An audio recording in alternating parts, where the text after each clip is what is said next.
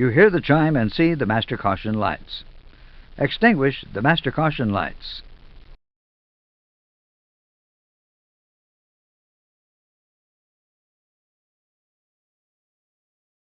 There is now a new abnormal message on the engine warning display: blue system low pressure. The message is boxed to indicate that the loss of the blue hydraulic system is classed as a primary failure that will affect other systems. The systems affected are shown on the right of the EWD as starred items called secondary failures. In this example, the primary failure of the blue hydraulic system has caused a secondary failure of flight controls. After review and confirmation from the pilot flying, the hydraulic failure message on the EWD can be cleared. Clear the hydraulics message.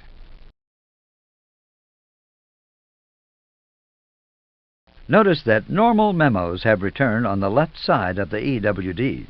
The ECAM Flight Control System page is displayed on the system display, which corresponds to the secondary failure item on the engine warning display.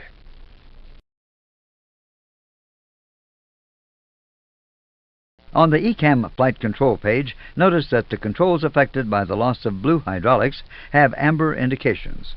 These indications will be discussed in the hydraulic and flight control modules. After review and confirmation from the pilot flying, the flight control secondary failure message can be cleared. Clear flight control.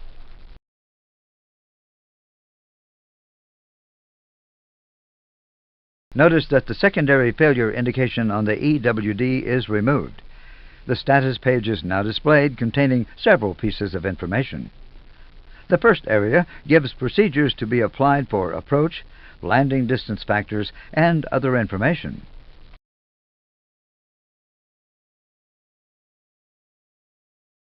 In this example, the inoperative systems are Cat 3, which means that Category 3 auto land is not available.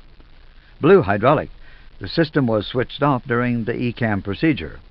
Spoiler 3, the spoilers that are inoperative because there is no blue hydraulic pressure.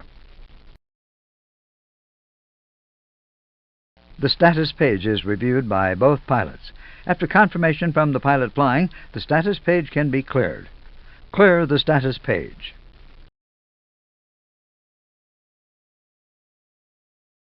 The ECAM actions for a blue hydraulic reservoir overheat are complete.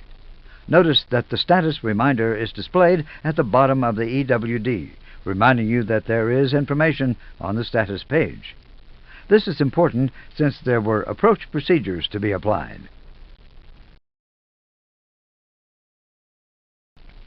If it contains information, the ECAM system automatically recalls the status page during the approach phase when the slats are extended.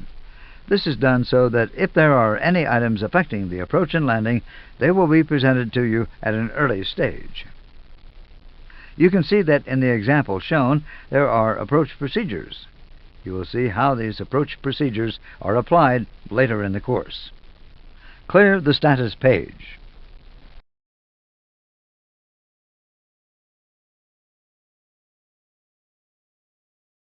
The status page is cleared and the cruise page is displayed.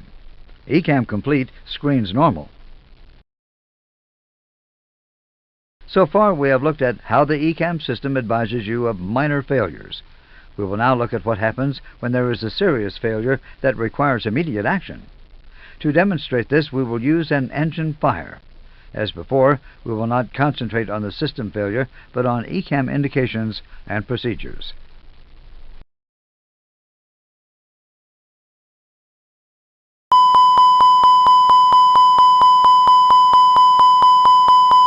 When the fault occurs, the ECAM system alerts the crew orally and visually. You hear a continuous repetitive chime and see the master warning lights flashing. Pressing one of the master warning push buttons will cancel the master warning lights, stop the chimes, and reset the alerting system. On the EWD, the red message Engine 1 Fire and the associated procedure are displayed. The red indications on the fire panel and the engine panel provide confirmation and identification of the affected engine. The engine page has automatically been called on the SD, and in this example, the nacelle temperature is pulsing.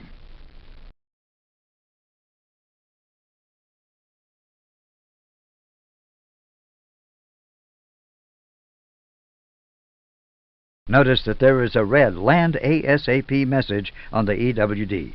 This means that ECAM has determined that the fault detected is serious enough to require a landing as soon as possible.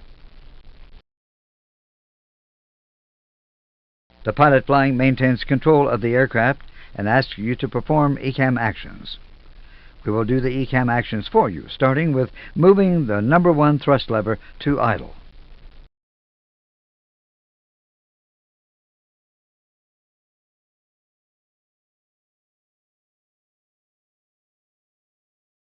The next line on the ECAM procedure is now carried out. We will switch engine 1 off for you.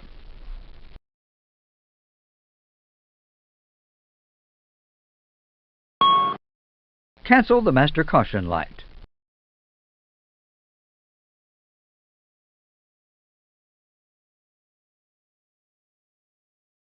After switching engine 1 off, the after engine 1 shutdown procedure is shown on the engine warning display.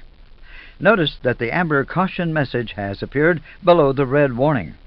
This happens because you have to finish the engine fire procedure before carrying out the actions for engine 1 shutdown. The ECAM system has automatically allocated priority to the warning. As a result of shutting down the engine, there are now secondary failures.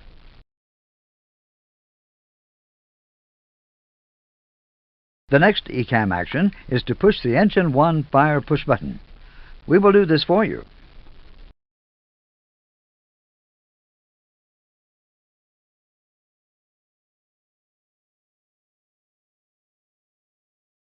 Notice that there is a white line in the abnormal checklist.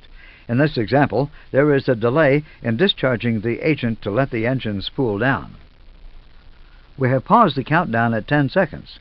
To continue the countdown, click on the forward arrow.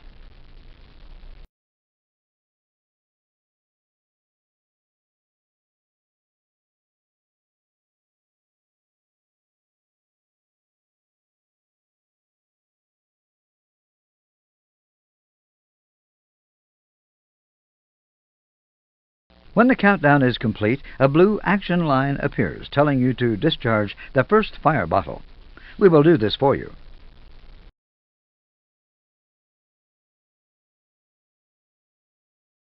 The next action line is to notify ATC. Since ECAM cannot tell you if a radio is being used, there is no feedback, and therefore this line will not disappear.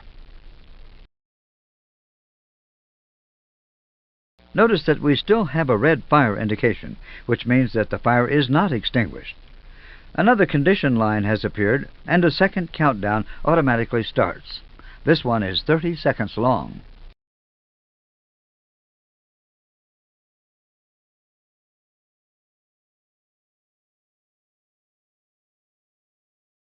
Agent 1 managed to extinguish the fire. The countdown for Agent 2 stopped immediately. Notice that the engine fire procedure on the ECAM disappeared. This means the fire is out. The local warnings on the fire panel and the engine panel are no longer illuminated, confirming that the fire is out. Land ASAP has changed from red to amber, which means that ECAM has determined that the fault is less critical, but still requires a landing as soon as possible.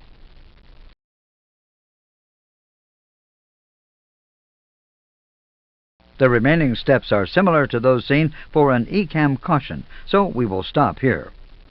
You have seen that the ECAM system has provided a smart and interactive checklist to help you deal with a major problem. So far, the messages and procedures displayed on the EWD have not been more than 7 lines, so we have had room to display them all. Let's look at how ECAM copes with a long procedure.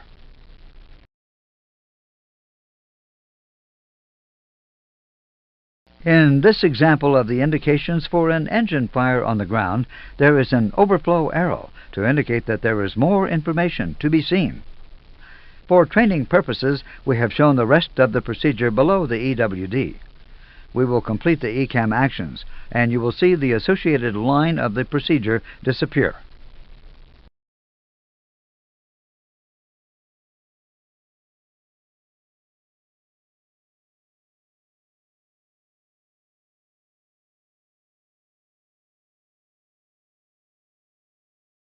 As actions are completed, the rest of the information will be displayed and the overflow arrow will be removed. On the status page, an overflow arrow also indicates that there is further information to be seen on the second page. By pressing a clear key, the next page can be displayed. Press a clear key.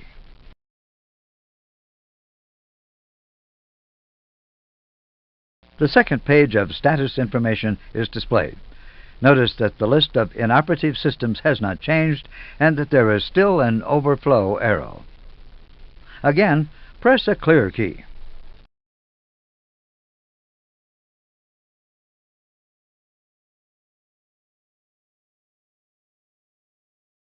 The last page of inoperative systems is displayed and the overflow arrow is removed. If you want to display the first status page again, the status key can be pressed. Press the status key.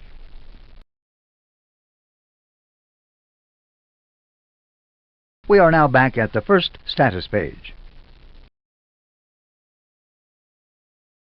To summarize, initially you see all the information on the left side of the status page and all the inoperative systems on the right.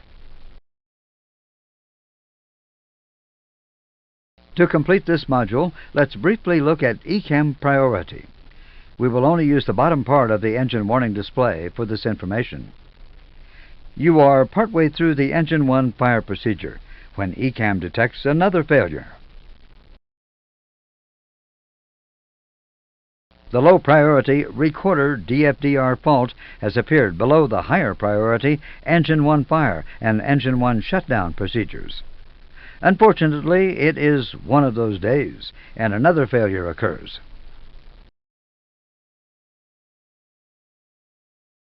The autopilot off warning has appeared above the Engine 1 fire procedure. ECAM has automatically assigned priority to the autopilot off message because the first priority is always to fly the aircraft. The low priority recorder DFDR fault is now off the screen. You are advised that the fault is there by the unstarred recorder text in the right-hand column of the EWD and the green overflow arrow. We will clear the autoflight autopilot off warning for you. The recorder DFDR fault message is back at the bottom of the engine warning display, and the recorder text has been removed from the right-hand column.